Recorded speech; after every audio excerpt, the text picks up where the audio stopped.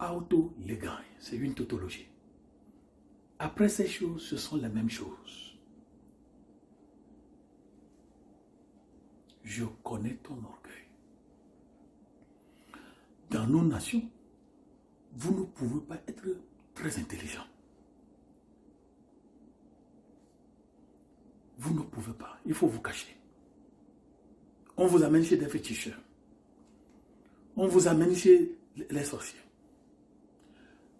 Certains grands frères pensent comme ça. C'est-à-dire, j'aime beaucoup le mot façade. Ou, en fait, façade veut dire deux faces. Vous voyez un visage qui n'est pas le visage. Vous voyez un sourire qui n'est pas le sourire. Et c'est pourquoi nous parlons de deux types de sourires. Il y a le sourire de bienveillance et le sourire commercial. Ça, c'est un autre coup. Je connais ton orgueil. Tu es venu pour voir la bataille. Mais quoi de... En fait, mais ces armées sont de belles armées. Chez nous, je me souviens, dans un pays, il y avait agression. Bon, notre maison était juste à côté. Il y avait un détachement opérationnel. Vous voyez les sacs de sable, tout ça. Et on voit les trépieds derrière. Et quand vous vous approchez, vous dites, hé, mais ici, on... Ah, la Bible est bonne. La Bible est bonne. Mes amis, lisez la Bible. Bon, David répondit, qu'ai-je donc fait? Ne puis-je pas parler ainsi? Bon, la liberté d'expression dans nos familles, la liberté d'expression dans nos boulots, la liberté d'expression dans nos États, dans nos gouvernements, dans nos politiques. Qu'est-ce que les citoyens ont fait de sorte qu'ils ne puissent même pas parler? David vous pose la question.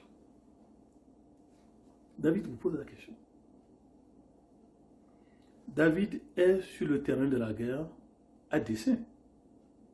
C'est un monsieur objectival. Il poursuit un but. Il n'est pas venu pour des pourparlers militaires. Il est venu pour une victoire militaire.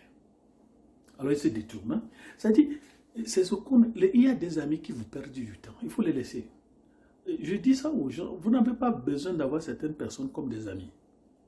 Ils vous perdent du temps. On les appelle les tueurs de talent. Il se détourna de lui pour s'adresser à un autre et fit les mêmes questions. Le peuple lui répondit comme la première fois. Mais regarde, je ne sais pas si vous avez vu ça. Hein? Ça, c'est un prochain chef d'État qui vous pose la question. Vous ne savez pas.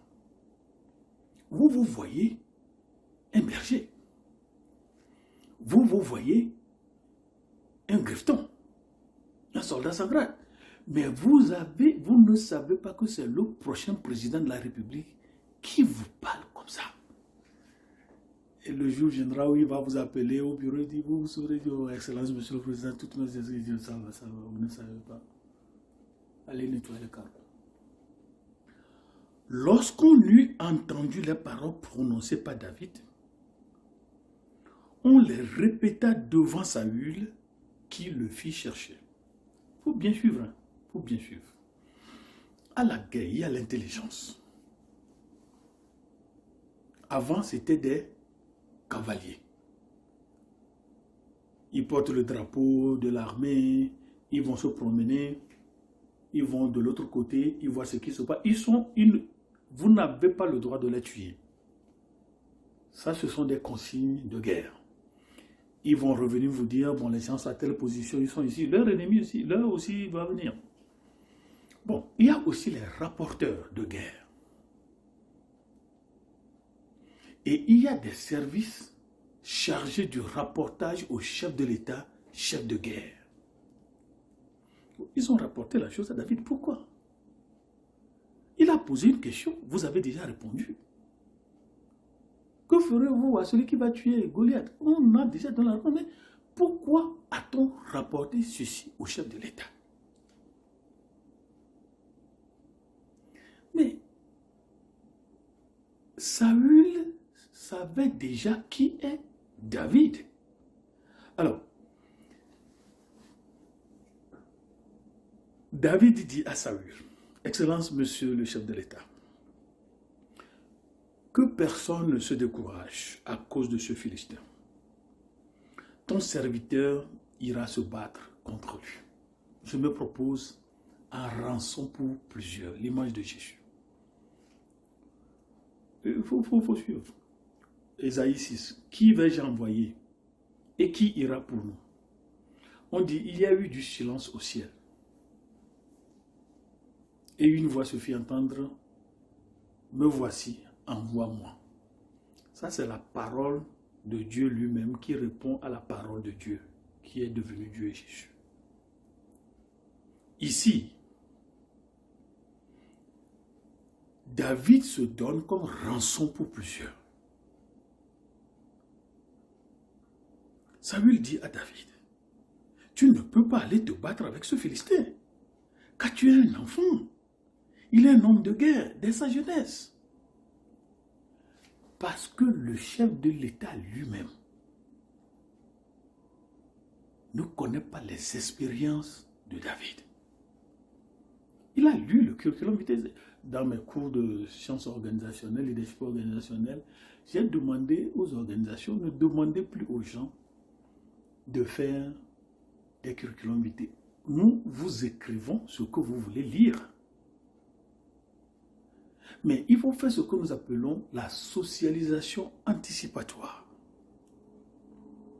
Prenez une journée, faites venir la personne au travail, observez la personne, etc., etc.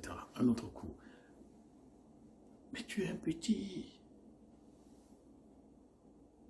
Et maintenant, l'heure a sonné pour que David révèle au chef de l'État non seulement son curriculum vitae, mais ses expériences et qualificatives. Est-ce que vous voyez un schéma contraire? Nous allons sur les radios, nous allons à la RFI, nous allons sur Facebook et nous racontons nos qualificatifs et nos expériences. Alors que le chef de l'État n'a pas encore lu notre CV. Il ne sait même pas que nous existons. Il dit, ton serviteur, le langage là-bas, c'est aujourd'hui ce qu'on dit, Excellence, monsieur le chef de l'État,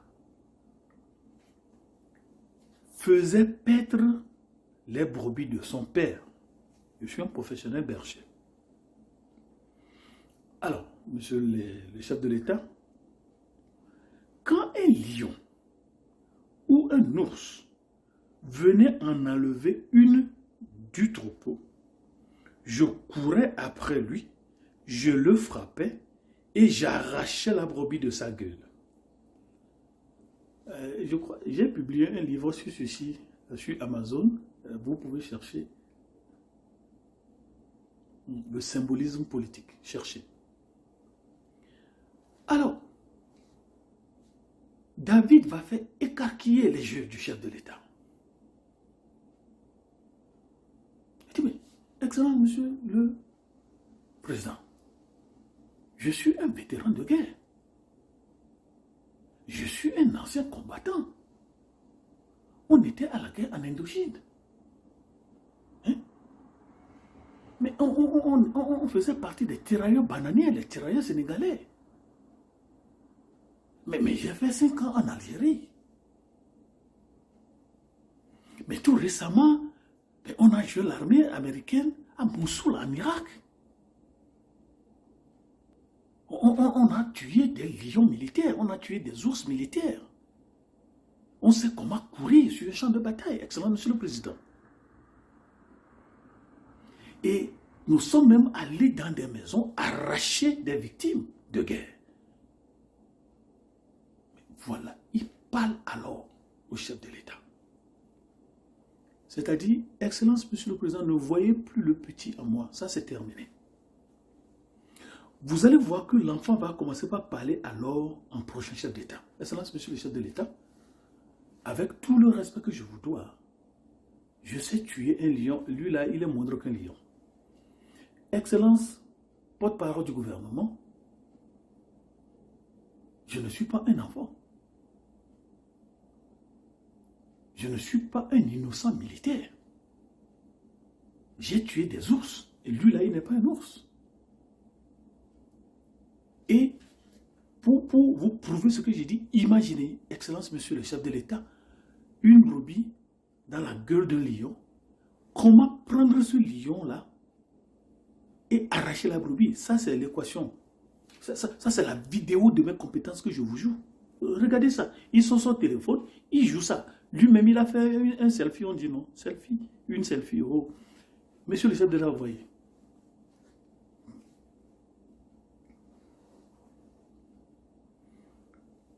S'il se dressait contre moi, il y a deux options ici. Lorsque l'animal sauvage, les AS, et est-ce que vous n'êtes pas surpris? Et regardez bien les défilés militaires. Regardez bien les défilés militaires. Ils ont même donné des noms des animaux à leurs chars. Hein? Éléphant, SS ceci, éléphant, ou bien lion, SS combien là? Bon, on passe. Il dit ça, c'est animal et animal. Maintenant, si cet animal osait se dresser contre moi, moi David devant vous,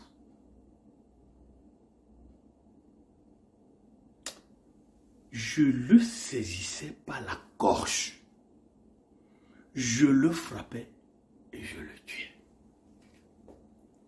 Autrement dit, je sais comment sortir un citoyen de la gueule des puissances militaires. Je sais comment sortir l'économie de mon père de la gueule des économies envahissantes. Je sais comment protéger les ressources de ma nation contre les pilleurs internationaux. Excellence, chef de l'État. Et si ces puissances osaient s'attaquer à moi, je les prenais par la gorge, je les frappais et je les tuais.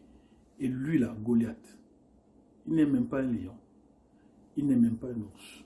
C'est-à-dire, il est petit devant moi. Comme les lions venaient prendre la brebis de mon père, je vais prendre Goliath et le mettre dans la bouche d'un lion. C'est comme ça. Donc vous voyez maintenant que on dit, il parle en connaissance de cause. Et dans les bases sociales du pouvoir, ici, il ne parle plus seulement du pouvoir hiérarchique, vertico-positionné. Il parle en tant que pouvoir personnel, expert, pouvoir de référence. Je vous donne mes expertises, je vous donne mes références. Allez poser la question aux lions. Allez poser la question aux animaux sauvages. Quand je passe avec les brebis de mon père, ils prennent des distances. De la même manière, lorsque je ferai un détachement opérationnel avec les forces armées de mon pays, Goliath va prendre la poudre d'escampette. Excellence, monsieur le chef de l'État. Alors, monsieur le chef de l'État, c'est ainsi que ton serviteur a terrassé le lion et l'ours. Il en sera du Philistin. De cet incirconcis. En fait, tous ceux qui n'ont pas accepté Jésus-Christ, vous êtes des incirconcis. Hein, il faut savoir ça. Il faut savoir ça. Pourquoi? Il faut bien suivre les opposants et les pouvoirs. David ne comptait pas seulement sur ses compétences. David ne comptait pas seulement sur ses expériences. David ne comptait pas seulement sur l'onction on l'appelle onction de distinction, onction de séparation, onction de mise à part. Il n'est pas encore ordonné roi.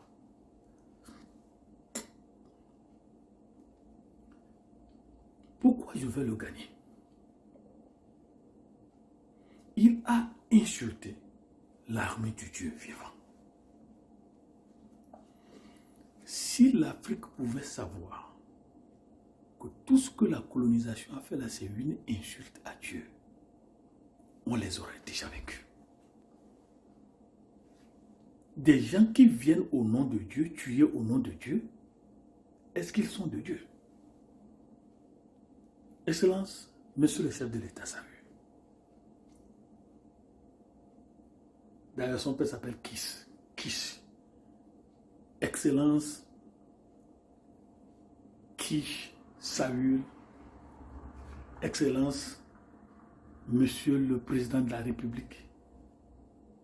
C'est ainsi que votre officier général, c'est ainsi que votre général, quand il a été en mission de maintien de paix en Centrafrique, quand il était en mission de maintien de paix à Gbadolité, quand il était en mission de maintien de paix dans le nord du Mali, à Tikrit,